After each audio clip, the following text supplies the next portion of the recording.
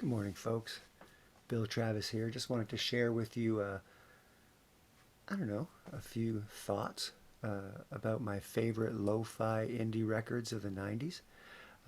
If you're an indie music fan and an appreciator of the lo-fi genre, um, maybe you'd be interested. I'm going to start with one of my very favorite lo-fi bands, Sebadoh. Uh, Arguably the godfathers of the 90s lo-fi movement. Here's a record I think everyone should have in their collection. It's a record called 4-Song CD, available on vinyl. It has a lot of the hits from the soon-to-be released at the time album Bake Sale, which was an award winner for them and one of the best records of the 90s in my humble opinion. On this record you had early versions of Rebound, Not a Friend, Careful, Mystery Man. So there's the 4 songs, plus a bunch of great filler, More Backlash, Foreground, Naima, 40203, Drumstick Jumble, and of course Lime Kiln. So this is a really great collection. It's not just a 4-song CD, folks. It's a 10-song LP, and it's fabulous. So there's one of my all-time favorites in the lo-fi genre. Another great band from that era that was putting out good lo-fi, other than my favorite, of course. You see the T-shirt, Guided by Voices. We'll get there. Was Pavement out of California, and they put out a couple of really great lo-fi EPs in the early 90s. This one here is called Perfect Sound Forever, and it contained the hits From Now On, Angel Carver Blues, Mellow Jazz Docent, Debris Slide, and Home, with some excellent filler as well. Heckler Spray, Drive-By Fader, Krell Vid User, really good sounding stuff from Pavement on that EP.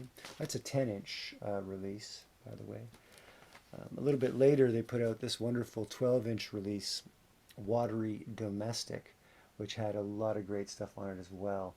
And this is in addition to, of course, their big hit records, studio records like Crooked Rain and the gems that filled the 90s. But those are great examples of their lo-fi aesthetic. In terms of Canadian content, as I'm a Canadian, no discussion about early 90s lo-fi would be complete without Moncton, New Brunswick's Eric's Trip, fabulous band from the era, from the 90s, available on Sub Pop Records. This one's called Love Terra, and it really is full of great songs. It must have like 15 or 16 songs on there. A lot of great acoustic gems like Behind the Garage, Stove, To Know Them, May 11th, Love, Allergic to Love, which is just, I mean, you could hear that in a coffee shop, at an open mic.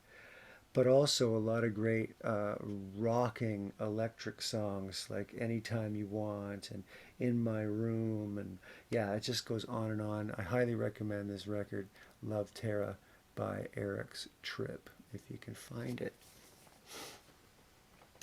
And then last but not least, while we're on the subject of lo-fi indie, any discussion of lo-fi cannot be complete without some Guided by Voices. Here's a Vampire on Titus from 1992 or 1993. This gem actually followed their record Propeller, which is another great example of their lo-fi aesthetic, but this one I just like the cover so much. And also it has the singer-songwriter Robert Pollard recording all the parts himself pretty much, with a few exceptions. But yeah, like 18 songs, including oh boy, I don't know which one. Non-absorbing is one of my favorites. Wished I Was a Giant is a great crashing opener. Um, Dusted, Marchers in Orange. Yeah, Jar of Cardinals is one of my favorites to play myself. This is a really great record. So if you're looking for some lo-fi for yourself or for a friend who's into lo-fi indie, those are some good places to start in terms of early 90s when lo-fi really took over the scene from, the 80s. The 80s were full of overproduced crap records, I'll say it.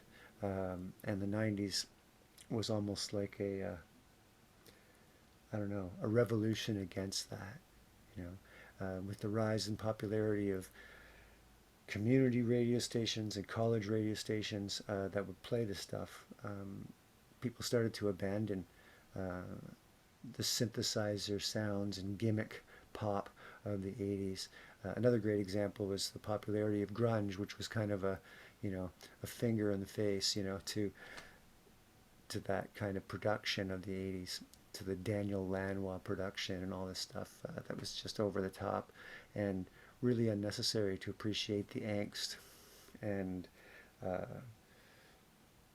don't know, just the energy of the music that was being produced by that generation of musicians. I think we could probably use another swing of that pendulum. Um, so here I'm just doing my part, reminding folks about the good music of the early 90s. I hope you've enjoyed this short discussion, and I do hope it leads you down a rabbit hole. Have a great day.